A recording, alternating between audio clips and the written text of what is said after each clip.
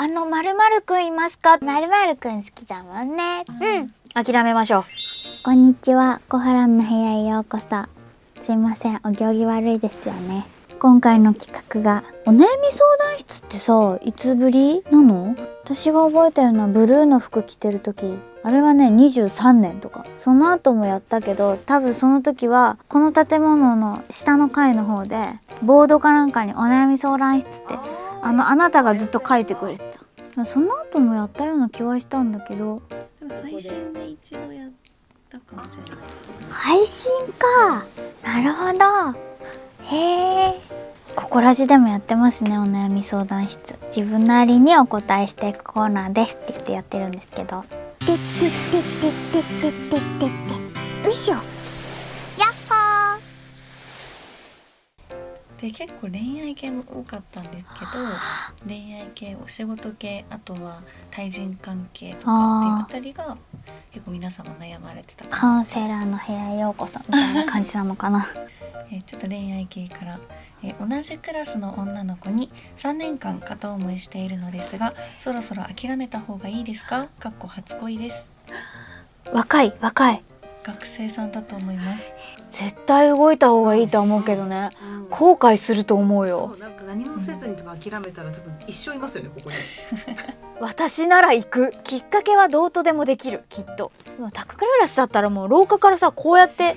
〇〇くんいますかっていう風にしないと交流持てなかったりとかするけど、同じクラスだったら他クラスよりはチャンスいっぱいあるから。でもその感じだと全然喋ってないのかな。なんかちょっと言ってもしダメで気まずくなるぐらいだったら、卒業のタイミング、そうだね、卒業のタイミングね。だから卒業のタイミングに急に告白されてさ、相手が好きだったり気になってたパターンだったらいいけどさ、そんな風だと思ってなかったってなった時に、はい喜んでって多分ならない気がするの。だからちょっとだけ仲良くなっておく必要性はあるかもね。でもどんな関係性かわかんないもんね。でも女の人って好きって言われるとさ、意識しちゃう。男の人はどうなの？喜ぶと思いますよ。へえ。自分だったらどうするかな。諦めない方がいいんじゃない？連絡先をとりあえずゲットしておくことかな。離れちゃった後も連絡が取れる取れないは結構大きいから、まあ、告白しろとまでは言わないけど、連絡先をゲットできたらいいと思うから、まだ諦めなくていいんじゃないかな。小学校の時とかもさ、「こるみちゃんは〇〇くん好きだもんね」とか言って「うん」みたいな。かわいい。小学生が小1か小2かなから5年生までずっと同じ男の子好きだったから、さっき言ったみたいにバレンタインとかになったら「はいどうぞ」って言ってあげて「いらないよ」って言って「はいはいねはい」って渡して、でホワイトデーになったら「って言ってこっちが言ってて、そういう意味では漫画みたいだったかもしれない。こっちは好きってなってて、相手の男の子はプイってな感じだったから。好きな人をなかなかデートに誘えないです。アドバイスが欲しいです。アドバイスが欲しいです。男性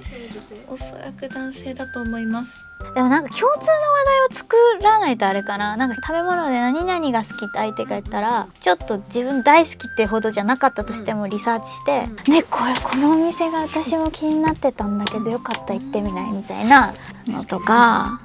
ハードルが高かったら複数で行くのもありですね。ですね。続いて大学生なのですがやりたいことが決まっていません。どうすれば小原さんみたいになれますか？私個人的に思うのは、やりたいことがないといけないっていうわけではないと思うんだよね。なりたい職業が見つからないとかって人多いと思うけど、そういう人たちからしたらなりたいものが明確にある人たちはキラキラして見えるとは思うんだけど、私はなんかまっすぐに演技したいっていうのは小学校ぐらいからずっと思ってたけど、今思うとうまくいってるからいいけど、他にもなんかいろいろ選択肢はあったのかなって思ったら、ちゃんと大学行っとけばよかったかなとかって思ったりするから、まあ焦るとは思うけど、そんなに比較しない方がいいとは思う。でもあと消去法っていうのも、私も本当にやりたかった仕事じゃなくて消去法で選んだ道を進んでたら今にたどり着いてるって感じなんで、確かに探す方法はいくらでもあるかもしれないね。でもなんか外に向けた方がいいかもしれないね。続いて憧れの仕事に転職を考えていますが、両親にどう説明すれば納得してもらえますか？勇気が出ません。私泣きながら話したよ。母親には普通に話せたの。なんだったらちっちゃい時からお芝居興味あって親に内緒でオーディション受けたこととかもあったから、だから母親はずっと知ってて、でもまあ言うたら安定した職業じゃない、世間一般からしたらおすすめできる職業ではないから、なんとなく父親はやっぱり大学行ってほしいとかいいところに行ってほしいみたいなのは感じてたけど、特に父親はすごく頭がいい人だったんで、でも私に学がないことは一番私が自覚してたし、だから母親に言ったら「ママは別にいいよ」って、ダメだったら帰ってくればいいし、ただパパにはちゃんと話しなさいって言われて、きっかけを作った。多分一緒に外に出る時間を作って2人でなんかご飯して帰り道散歩してた時かなに、実はお芝居やりたくて専門学校にちょっと進みたいみたいな、リアルな話、お金はどうするんだとか、なるっていうかそこにいて何があるんだみたいな言われたんだけど、ちょっとやってみないとわからないからやりたいって言った時に、恥ずかしいっていうよりは親に言うハードルが高かったんだろうね。父親に喋ってたらどんどん感極まっちゃって、こっちがボロボロ泣きながらやってきてもいいかみたいな。まあもともとうちの両親ってなりたいものがあったのを半ば諦めた2人だったから、じゃあやってみたらいいんじゃないみたいな言ってくれて、フラットにもともと話せる関係値の家族だったらあれだけど、私みたいに母親には言えるけど父親にはあんまり言ってこなかったみたいな、あとは両親にそんな話したことないみたいな人いるから、結構フッってなってると思うんだけど、でもそれを私も乗り越えてきたから、でもそこを乗り越えないとなれるものもなれないし、親なんて言い方あれだけど第一関門だから、そこを突破してじゃあ挑戦しますっつって誰もがなれるわけではないから、職業にもよるけどそれ以上に大変な壁はいっぱいあるから、まずはそこを乗り越えないといけないかなって思うかな。頑張ってほしいですね。続いて、猫が新しく買うおもちゃを数日で破壊してしまいます。何かいい対応ありますか？諦めましょう。うちもだからある意味諦めてる。ミルは絶対悪いことはしない。てか中に人入ってんのかっていうぐらいいい子なんだけど、マッシュがいい子なんだけど、食べ物のことになると容赦ないから、カバンに例えばおまんじゅう1個入ってて、ちょっと昼寝しようもんならパッて目覚めて振ってみたら爆散したみたいな、爆発したみたいになってんの。何これとかって言ったりすると、なんかもう奥の方のところで包み隠さず言うけど、家で猫に切れる時もあるから、誰食べたの、みっちゃんがここにいて、絶対あいつだよみたいな感じで一緒に見てるの、私じゃないよみたいな、そうだよね、みっちゃんじゃないよね、お前だろとかって言うと、なんか諦めた方がいい。では続いて、最近お金をガンガン使っちゃいます。遊びたいのと貯金との釣り合いが難しいです。いくつかによりますね。確かに40、50で言ってるとちょっとなかなか厳しいとは思うけど、環境にもよるね。結婚してるんだったらなんかあれだけど、一番いいのはなんか分けるのがいい気はするけど、貯金するところと。強制的にもう貯金をする環境を作る。5000円とかそれぐらい、でもみんなあるよね、なんかすごい使いたいみたいな、めっちゃ買い物欲爆発してますみたいな時あるから、なんか完全にちょっとわからないわっていうことではないんだけど、でもやっぱお金を稼げるってね、なかなか難しいことだし、ずっと同じ額を一定に稼ぎ続けるってことは難しいと思うから、少しずつ我慢覚えた方がいいかもしれないねっていうことを自分にも言い聞かせようと思いますでは続いて、うんアラサーで周りが結婚していき遊んでくれる人が減り寂しいです。どう乗り越えましたか？なんか正直言うと、私今34でないものねだりだと思うっていうのに最終的に行き着いた。あんまり私その結婚願望が強いとか子供が欲しいっていうのは正直ない人間なんですよ。まあその時出会った人とかのなんかこう人にもよるとは思うけど、でもやっぱ結婚したらでやっぱ大変な話はよく聞くし、子供ができたら大変だって話も聞くし、いいな自由じゃんとかって言われたりもするから、なんかどっこいなのかなって思ったりもするから、なんか時間が解決するかもしれない。自分の生活を充実させることとか、一人だからお金が自由に使えるでもあると思うから、経験できないなんか遠いところに行ってみるとか、そういうことに今シフト私はしてたりするかな。何ですか先生？似たような人たちにとる趣味とかで試合バスケとかやってるんですけど、バスケとかやってそういうところでまた新しいコミュニティを作ったりすることで結局時間の使い方とか価値観とか金銭感覚とかそういうのが似てるような人たちとまた出会えることで自分の世界も広がるし、自分がこう心地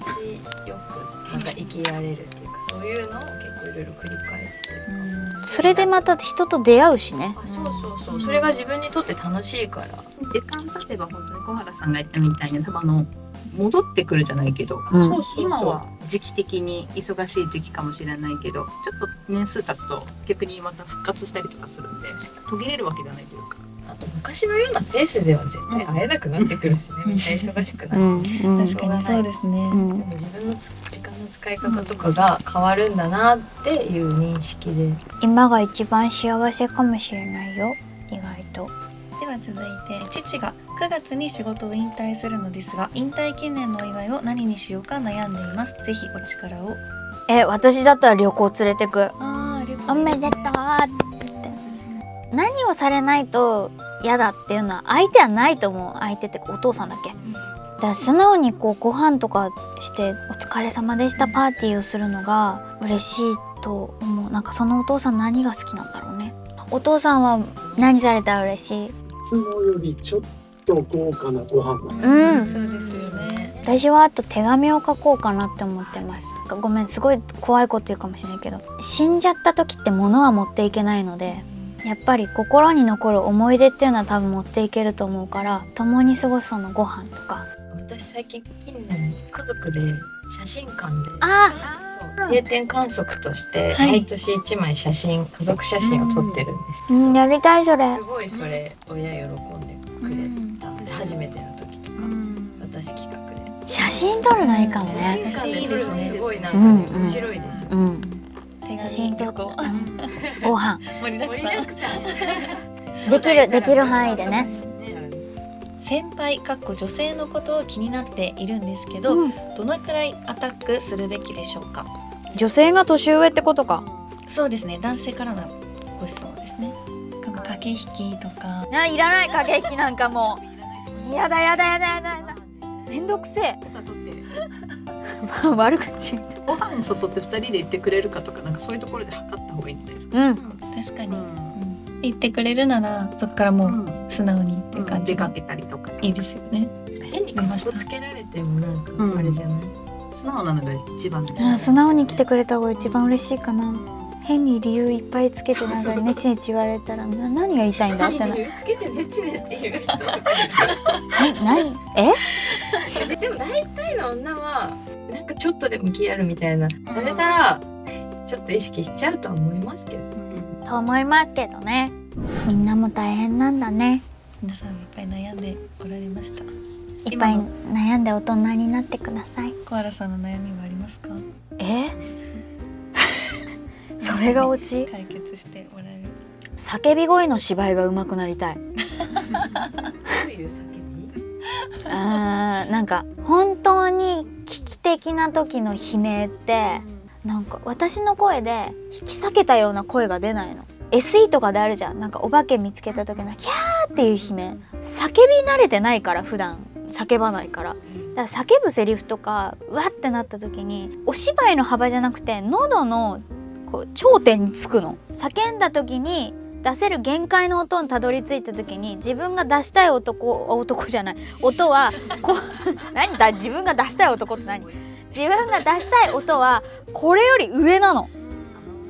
出したいんだけどそれを超えることができなくて、ここをずっと吸ってる感じがするのね。ちょっとうまく伝えられないんだけど、私の場合はもう解決策がもうある。ボイトレに通えっていうことだけなんだけど